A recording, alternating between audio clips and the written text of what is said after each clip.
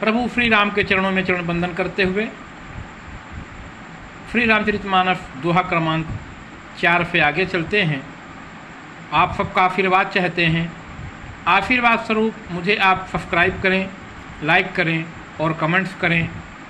हम आपको अर्थ सहित श्री रामचरितमानस आप लोगों के विशेष आग्रह पर सुनाने का प्रयास कर रहा हूँ। प्रभु श्री राम के चरणों में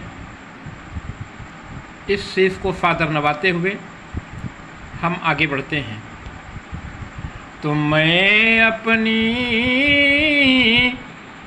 दिफकीन निहोरा तीन निज और न लाऊ बभोरा, तो बायफ पालहि अति अनुरागा, हो ही निरामिस कबहूँ की कागा।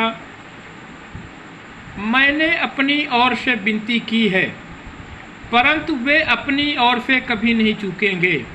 कौवों को बड़े प्रेम से पालिए, परंतु वे क्या कभी मांस के त्यागी हो सकते हैं।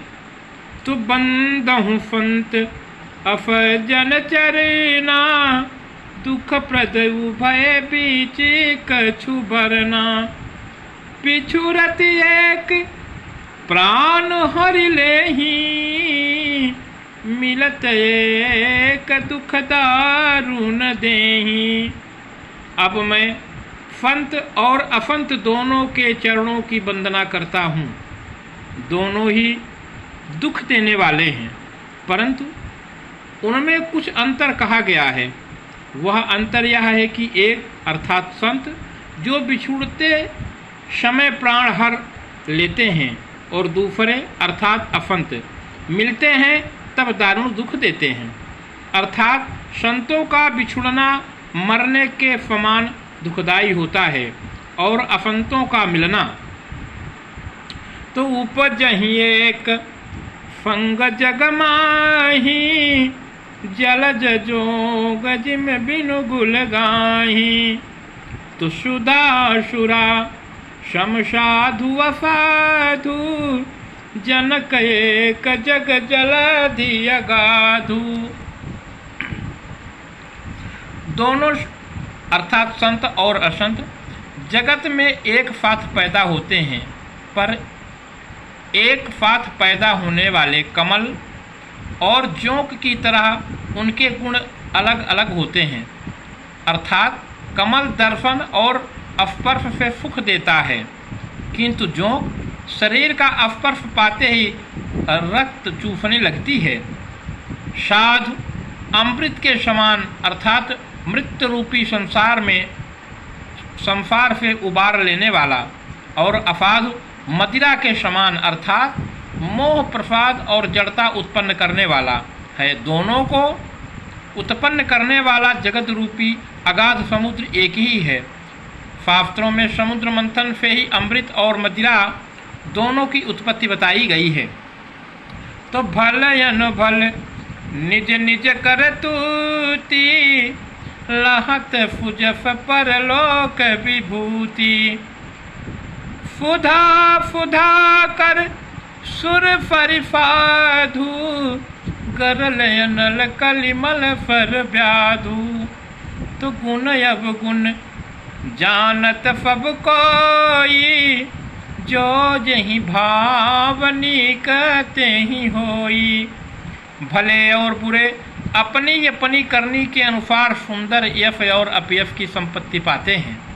अमृत, चंद्रमा, गंगा जी और साधु एवं विष, अग्नि कलयुग के पापों की नदी अर्थात कर्मनाफा और हिंसा करने वाला व्याध, इनके गुण अवगुण सब कोई जानते हैं, किंतु जिसे जो भाता है उसे वही अच्छा लगता है।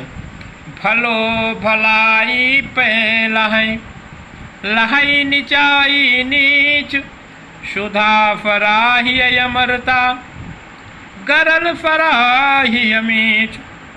भला भलाई ही ग्रहण करता है और नीच नीचता को ही ग्रहण किए रहता है। अमृत की सराहना अमर करने में होती है, और विष की मारने में। तो खल यघ अगुण फादु गुण गाहा, उभय अपार युध धीय बगाहा। तहि ते कछु गुण दोष बखाने, संग्रह त्याग न बिन पहचाने। दुष्टों के पापों और अवगुणों की और साधुओं के गुणों की कथाएं दोनों ही अपार और अथाह समुद्र हैं। इसी में कुछ गुण और दोषों का वर्णन किया गया है, क्योंकि बिना पहचाने उसका ग्रहण या त्याग नहीं हो सकता।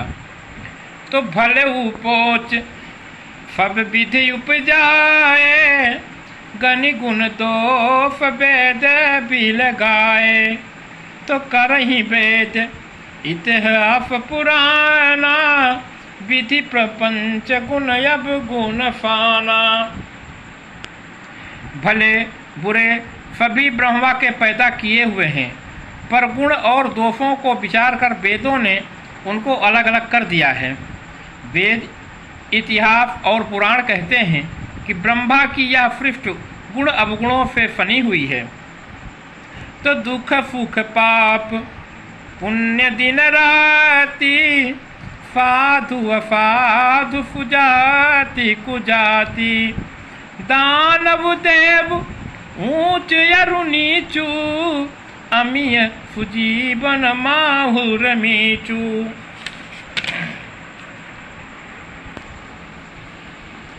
माया ब्रह्म जीव जगदीशा, लक्ष्य लक्ष्य रंकय बनीफा। तो काफी मग सुर परिक्रम नाफा, मरु मारब मही देव गवाफा। फरग नरग अनुराग विरागा, निगमागम गुण दोष विभागा। दुख सुख पाप पुण्य दिन रात, साधु असाधु, सुजात कुजात, दानव देवता, ऊंच नीच, अमृत विष। सुजीवन अर्थात सुंदर जीवन, मृत माया, ब्रह्म जीव ईश्वर, संपत्ति दरिद्रता, रंक और राजा, काफी मगध, गंगा कर्मनाफा, मारवाड़ मालवा, ब्राह्मण कफाई, स्वर्ग नरक, अनुराग वैराग। अर्थात ये सभी पदार्थ ब्रह्म की सृष्टि में हैं। वेद शास्त्रों ने उनके गुण दोषों का विभाग कर दिया है। तो जड़ चेतन गुण दोष में विश्व कीन करतार, संत हंस गुण गाहि पे परिहरि बारि विकार। विधाता ने इस जड़ चेतन विश्व को गुण दोषमय रचा है, किंतु संत रूपी हंस दोष रूपी जल को छोड़कर गुण रूपी दूध को ही ग्रहण करते हैं। श्री राम जय जय राम, श्री राम जय जय राम। अगर अभी तक आपने अपना आशीर्वाद नहीं दिया है तो हमें सब्सक्राइब करें और लाइक करें, कमेंट्स करें। बोलिए श्यापति रामचंद्र की जय।